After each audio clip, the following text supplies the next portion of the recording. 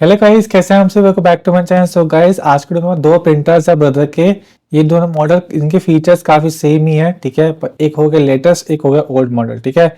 इसका कंपेयर करते हैं, क्या पता आपको ओल्ड मॉडल ही सूट कर जाए, क्या पता आपको न्यू ही सूट करे, ठीक है। क्योंकि कंफ्यूजन ज्यादा है कि कौन सा ले, क्या पता पुराना या नया ले, ठीक है।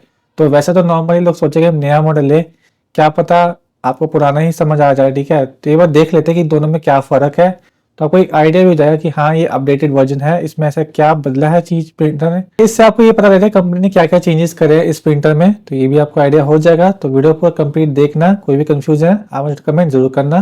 तो स्टार्ट करता हूँ वीडियो। सो गाइस, इन दोनों प्रिंटर्स की मैं डिटेल वीडियो बना चुका हूँ। एक है आपका ब्रदर का DCP L2640DW, दूसरा है आपका ब्रदर DCP L2541DW, ठीक है। इन दोनों प्रिंटर्स के मैं डिटेल वीडियो बना चुका हूँ, तो आप जरूर चेकआउट करना। आज इनका कंपैरिजन करेंगे कौन सा बढ़िया है आपके लिए, इनमें क्या अलग अलग चीजें हैं, ठीक है। तो फर्स्ट ऑफ ऑल इसमें आप देख सकते हैं, फर्स्ट प्राइसिंग देख सकते हैं। प्राइसिंग तो इसकी ज्यादा है, जो नया मॉडल है आपका 2640 वाले का, इसका आपका 24,500 मतलब 530 ही है, ठीक है।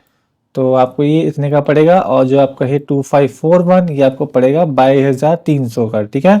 इसका ये रेट है। एक बार हम रेट का भी चेक कर लेते कितने रेट इसका डिस्काउंट चलता है बीच बीच में। अब ये इतना है, पहले एक बार इसका रेट हो चुका था इतना 20,500 मतलब 499, ठीक है। तो इतना आपका रेट चला था पहले जब सेल चली थी, ठीक है। अब जो रेट है इसका इतना है। तो भाई एक बार ऑफलाइन मार्केट में जरूर चेकआउट करना, क्या पता वहां पर आपको कम रेट का मिल जाए, ठीक है। तो अब इस पे दोनों में फीचर्स सेम है, ठीक है। इसका भी एक बार रेट चेक कर लेते हैं। रेट इसका है, जिसका ज़्यादा कम हुआ नहीं इतना, ठीक है। तो इतना ही रेट है इसका। तो ये फ्लिपकार्ट में जरूर चेकआउट करना आप, कि दोनों में कंपेयर करके वहीं से आप परचेज करना, ठीक है। अब इनके यहाँ पीडीएफ ओपन कर लेता हूँ। तो पीडीएफ अगर अब इनकी पीडीएफ ओपन होगी, एक की तो ये रही 2541 की, और इसका है आपका 2640 की, इसकी हमने देख लिया है। तो ये पीडीएफ से आपको ये अंदाजा हो जाएगा इसमें क्या क्या चेंजेस है, और आपको मैं समझा दूंगा इसका क्या क्या मतलब है। पीडीएफ से आप भी खोल लोगे, ठीक है, पर समझ नहीं आता, क्योंकि हमने तो मेरा तो प्रिंटर में 10 साल लगा चुका हूँ टेक लाइन पे, तो मैं आपको अच्छे से समझा सकता हूँ, ठीक है। जल्दी समझा देता हूँ आपको। तो सबसे पहले हम प्रिंटिंग की स्पीड देखते हैं कि हम स्पीड कितनी होनी चाहिए। तो 2541 की जो स्पीड है वो आपको यहाँ पर दिख जाएगा, ये इसकी स्पीड यहाँ पर लिखा है आपका अप टू 30। ये सीपीएम गलत लिख दिया है, ठीक है, वैसे पीपीएम होता है। तो 30 पीपीएम मतलब आपका एक मिनट में 30 पेजेस ये दे देगा ब्लैक एंड व्हाइट, ठीक है। और फर्स्ट कॉपी मतलब आपका इतना देखो, लेजर प्रिंटर है तो वार्म अप टाइम लेता है, हीट होता है अपना। तो इसका 10 सेकंड में एक प्रिंट ऑन करती है, आपको 10 सेकंड लगाएगा एक पेज होने, उसके बाद जल्दी आ जाता है, ठीक है। तो ऐसा 10 सेकंड बोला है। अब हम दूसरे का चेक कर लेते हैं एक बार।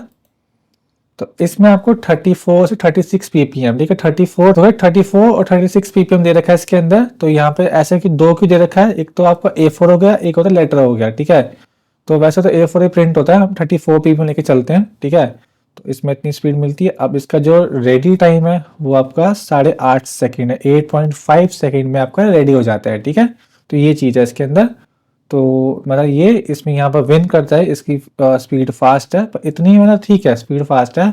आप सब 34 पेज आपको ज़्यादा मिल रहे हैं, ठीक है, आपको एक मिनट में। तो उसका स्पीड हो गया।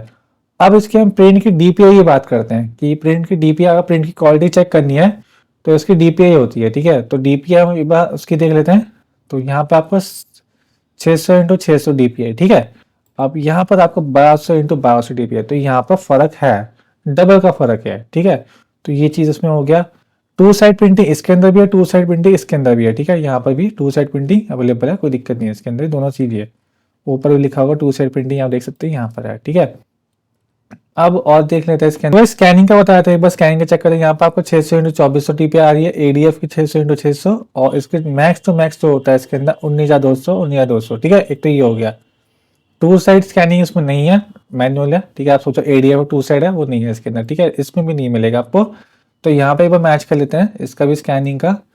तो इसमें और इसमें देखो 1200x2400 और 600x2400 दे रखा है, इसमें 1200x1200 दे रखा है, और मैक्सिमम 19,200 19,200, ठीक है। तो इसमें 19,200 ये सेम ही है, स्कैनिंग मैंने आपको कहा था बिल्कुल सेम ही है, ज़्यादा कुछ फर्क नहीं है इसका स्कैनिंग के अंदर, ठीक है। तो ये चीज़ है। एडीएफ इसके अंदर मिल जाएगा, एडीएफ आपको इसके अंदर मिल जाएगा, ठीक है। अब इसमें हम शीट का बोलते हैं, शीट कितनी डल जाएगी इसके अंदर आपकी। एडीएफ में 35 शीट डलती है, सीधी बात है, क्योंकि एडीएफ जो होता है इसके ऊपर 35 से मैक्स टू मैक्स 50 शीट डाल सकता है, आप पेपर आपका पतला है तो, ठीक है। वैसे यहाँ पर मेंशन 35 दे रखा है, एक बार उसको भी चेक कर लेते हैं। तो यहाँ पर उसमें देखो ये चीज़ फ़र्क आया इसमें, यहाँ पर 35 है और यहाँ पर आपका 50 शीट्स है, तो ये चीज़ फ़र्क है। तो आप 50 शीट इस वाले 2640 में आप डाल सकते हैं, ठीक है। तो यहाँ पे शीट्स आपको ज़्यादा मिलती है। तो अब इसमें यहाँ पर एक होता है शीट डल जाती है आपके ट्रे के अंदर, तो 250 शीट ट्रे के अंदर डलती है, और जो आउटपुट है मतलब प्रिंट निकल के कितना आएगा आपके पास, वो 100 तक आता है, वो है आपका 2541 में, ठीक है। इसके अंदर हो गया। अब इसमें आपको ज़्यादा मिलती है, कितनी मिलती है आपको, 250 शीट डाली जाती है इनपुट, ठीक है। अब आपका मिलती है इसमें 120 पेजेस आउटपुट है इसके अंदर, तो उसमें 100 निकलती है, इसमें 120 निकलती है, तो यहाँ पर प्लस पॉइंट। और इसमें एक मैनुअल स्लॉट दे रखा होता है। मैनुअल स्लॉट इससे काम आता है, कभी आपको एक ही पेज को, लेटर हेड पेज है, एक ही पेज करना है, तो पूरी ट्रे खोलनी जरूरत नहीं, एक बार पेज डाल दिया उससे काम चल जाएगा आपका, ठीक है। तो इसके अंदर भी ये चीज़ दे रखी है आपके, इसमें भी है 2541 के अंदर सेम चीज़ है, ठीक है। अब इसमें विंडोज़ का आप देख सकते हैं, यहाँ पर विंडोज़ आपका पूरा विंडोज़ तो आ रखा है, पर आप देख सकते हैं यहाँ पर 10 नहीं आ रखी, ना 11 ना 10 कोई भी नहीं आ रखी, क्योंकि मॉडल है पुराना, ठीक है। तो यहाँ पर आपको कनेक्टिविटी में आपको इसमें विंडोज़ आपको 10 ज़रूर मिलेगी।